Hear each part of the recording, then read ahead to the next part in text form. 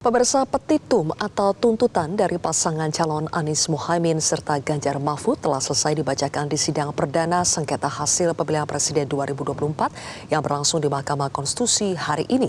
Petitum pasangan Amin tidak hanya menyoroti KPU sebagai penyelenggara pemilu, namun juga pemerintah beserta aparat penegak hukum. Kami akan membahasnya bersama dengan kuasa hukum Anies Mohaimin, Pak Heru Widodo, dan kami masih menantikan Wakil Ketua Tim Hukum Prabowo Gibran, Fahri Bahmid, untuk bergabung dalam dialog malam hari ini. Pak Heru, selamat malam. Selamat malam, Mbak Sylvia. Baik, Pak Heru, petitum pasangan Amin itu dinilai mengambang, penuh dengan narasi dan asumsi. Kami akan putarkan terlebih dahulu pernyataan dari Ketua Tim Kuasa Hukum Prabowo Gibran, Yusril Iza Mahendra, berikut ini. Intinya sih kami menilai bahwa permohonan ini lebih banyak narasi, asumsi, hipotesa daripada menyampaikan bukti. Dan saya baru dengar dari Pak Kaligis tadi pagi, dia bilang narasi itu bukan bukti. Begitu juga asumsi itu bukan bukti, sesuatu yang harus dibuktikan.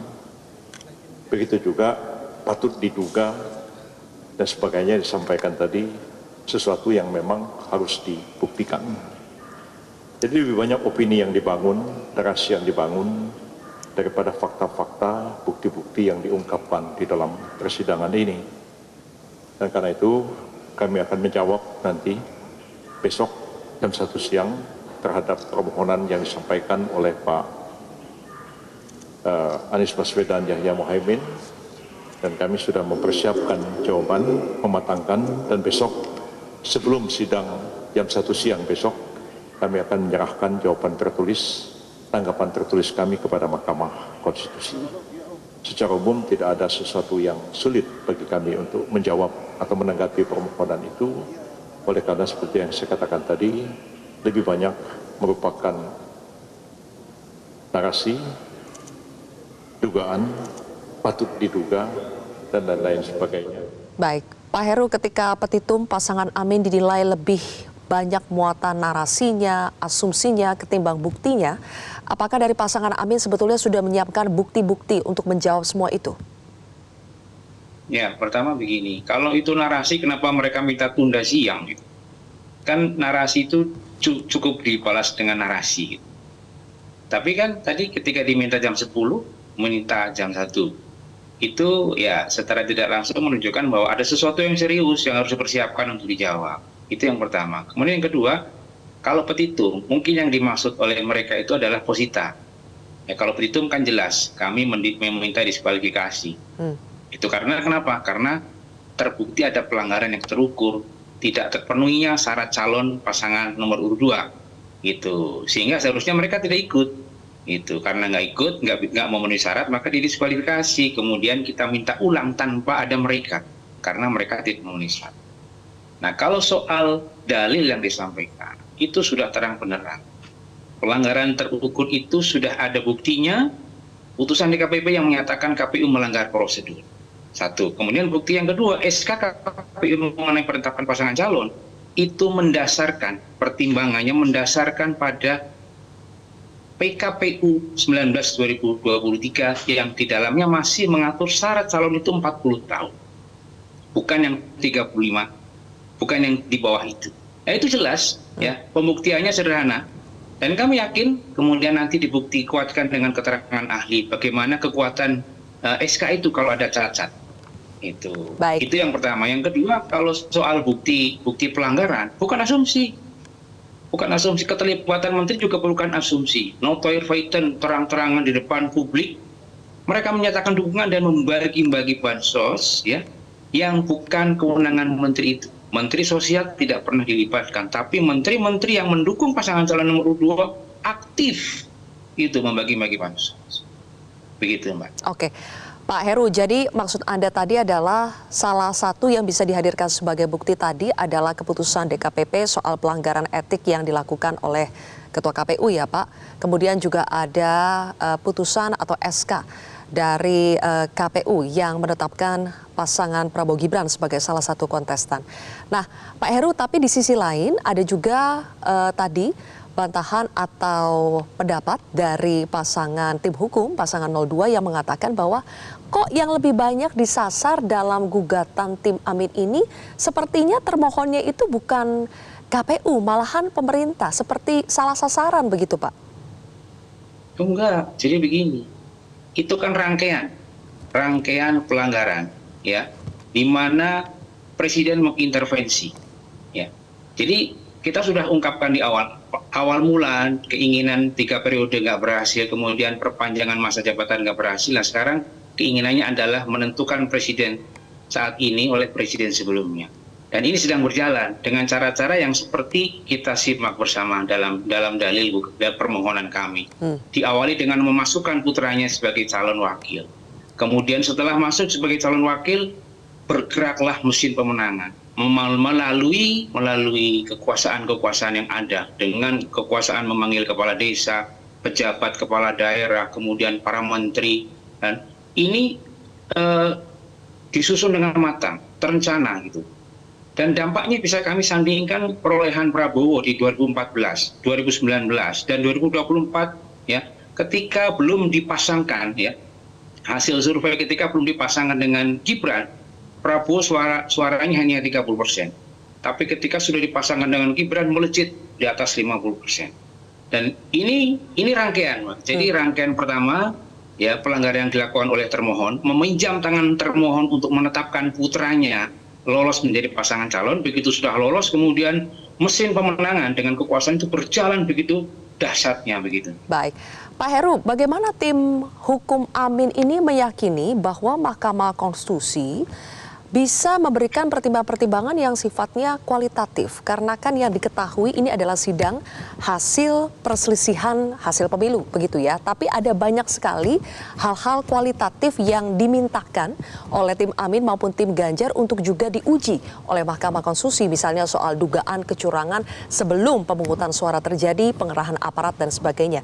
Bagaimana tim Amin kenapa bisa yakin bahwa MK juga akan mempertimbangkan itu dalam sidang PHPU?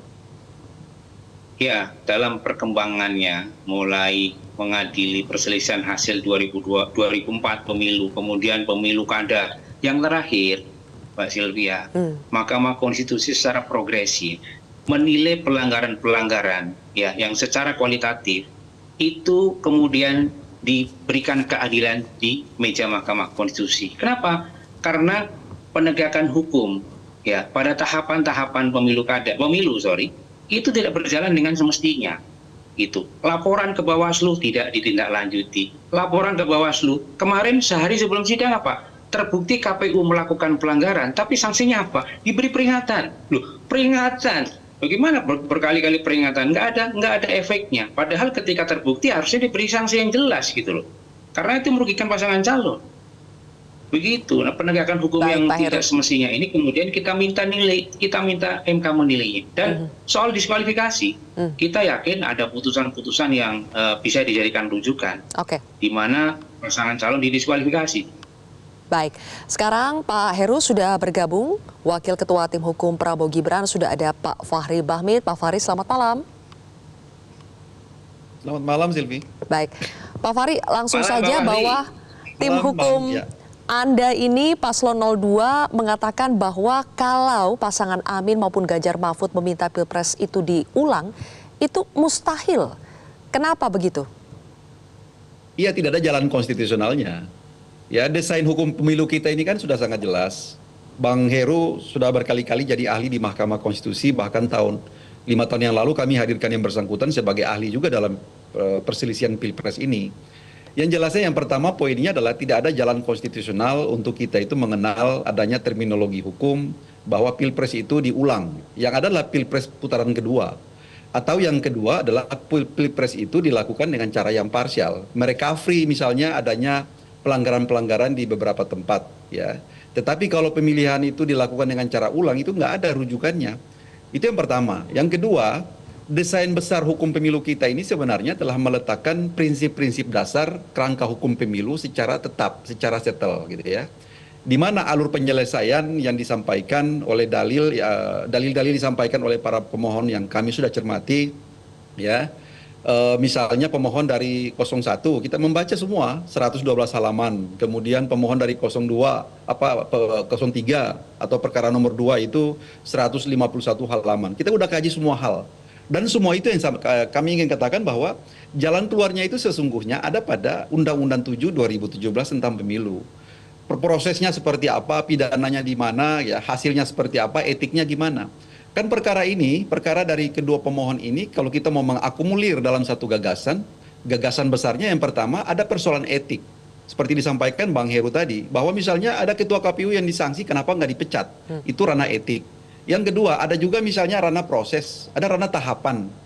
Misalnya tentang orang mempersoalkan tentang status hukum daripada putusan nomor 90 yang mana KPU tidak tidak melakukan review atau merevisi PKPU 19/2023 misalkan, itu ranahnya di mana?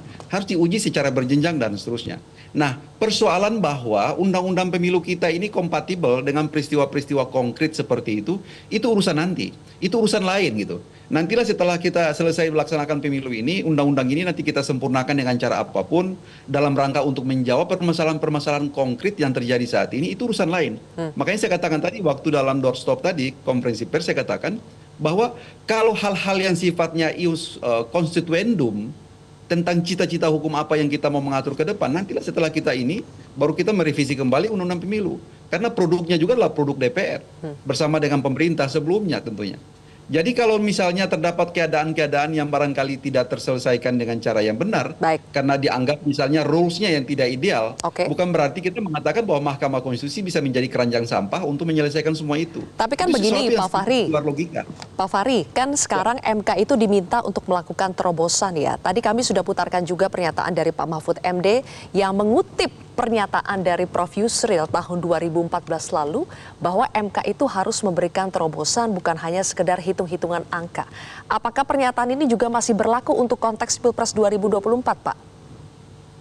Konteks pernyataan Prof. Yusril itu kan kita harus mengerti dulu. Pada saat itu Prof. Yusril ngomong dalam konteks apa? Politik hukumnya pada saat itu belum berlaku Undang-Undang 7. Ya, jadi makanya Prof. Yusril berkali-kali dalam berbagai konferensi pers mengatakan pendapat itu ada dua. Ada pendapat yang awal, ada pendapat yang diperbaharui. Dalam fikih hukum Islam juga mengatur seperti itu. Nah, kebetulan pada Pilpres 2014 itu, konteks pernyataan Prof. Yusril, itu politik hukum tentang mengintegrasikan seluruh aspek dan pengelolaan pemilu ini, itu tidak seperti diatur dalam Undang-Undang 7 sekarang. Kalau yang sekarang ini kanalisasi penyelesaiannya itu sudah sangat lebih sistematik gitu. Misalnya menyangkut dengan administratif di mana, pidananya di mana, etiknya di mana, hasilnya di mana. Dulu konteks Pak Prof. Yusril ngomong seperti itu pada saat itu orang masih berpikir seperti apa yang diterobosi oleh Mahkamah Konstitusi melalui beberapa putusan itu, landmark decision-nya misalnya tentang Pilkada Jawa Timur, adanya TSM, kemudian Pilkada Kota Waringin Barat tahun 2010 dan seterusnya.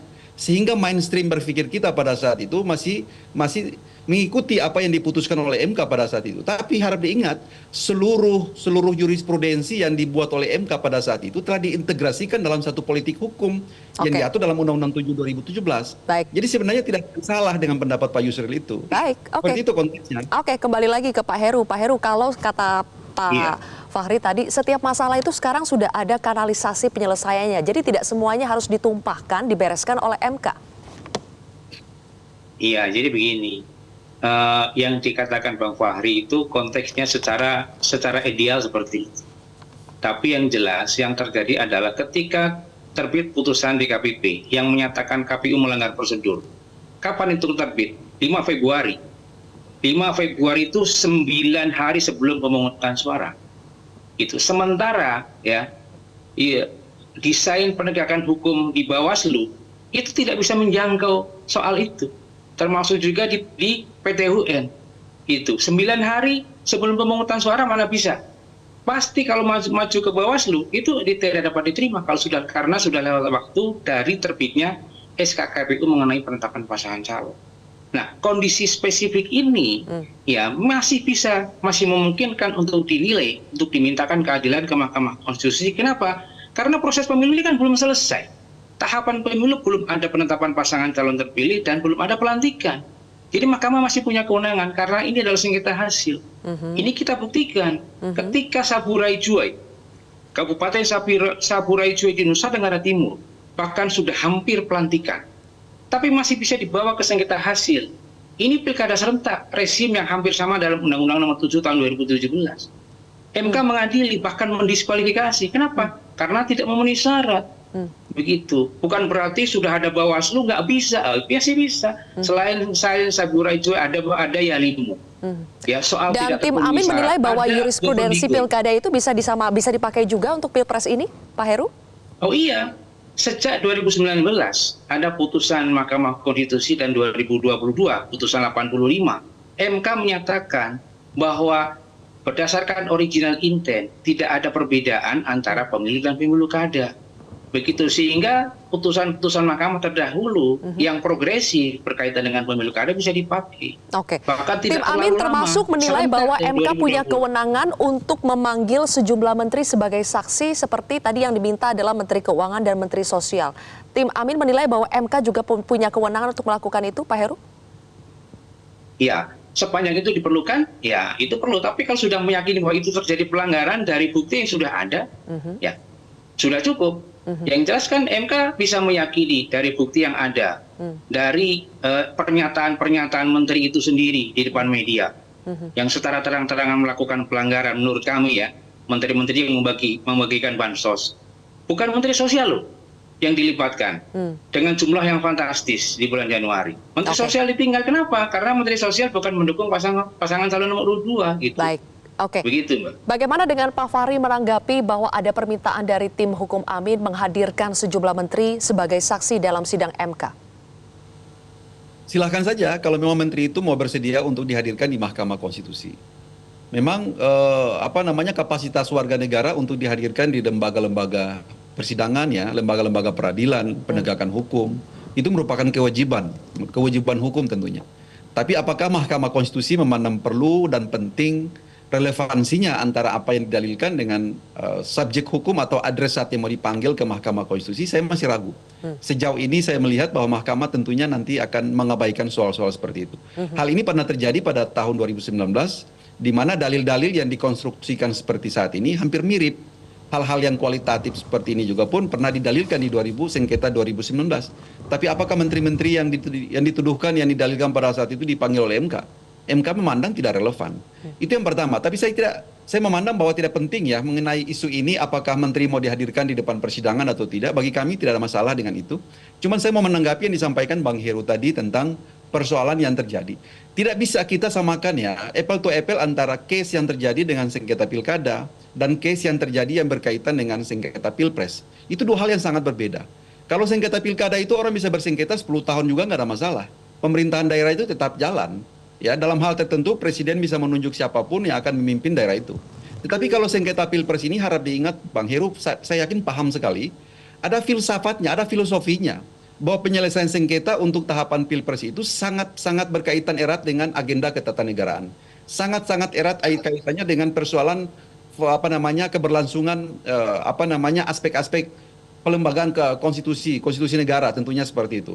Lembaga kepresidenan itu berakhir di 20 Oktober. Seluruh tahapan ini harus berpuncak ke sana. Jadi kalau ada narasi yang mengatakan bahwa pemilu harus diulang dengan segala argumentasinya, kadang-kadang itu kami menganggap itu hal yang konyol. Karena memang desain hukum pemilu kita bukan begitu. Desain hukum jadi kami bukan minta pemilu diulang, kami hanya minta pemungutan suara ulang. Jadi Dan itu ada tahapannya, putaran kedua bisa digunakan untuk pemungutan suara ulang. Saya mengambil contoh misalnya. Bukan pemilu ulang, jangan salah gitu. Beda pemahamannya gitu. Ada pertanyaannya begini misalnya, kenapa Mahkamah Konstitusi cuma diberikan kuota waktu 14 hari dalam menyelesaikan sengketa pemilu? Itu ada punya maksud. Maksudnya apa? Bahwa persoalan pemilu ini itu persoalannya tidak sederhana, tidak berkaitan dengan hasil saja. Ada berkaitan dengan proses, berkaitan dengan prosedur, berkaitan dengan pidananya dan seterusnya. Kenapa sampai itu harus didesain dengan satu gambar besar, dengan satu kerangka hukum pemilu yang besar, bahwa ada lembaga-lembaga, organ-organ konstitusional yang diberikan kewenangan untuk menyelesaikan itu. Itu maknanya ke sana.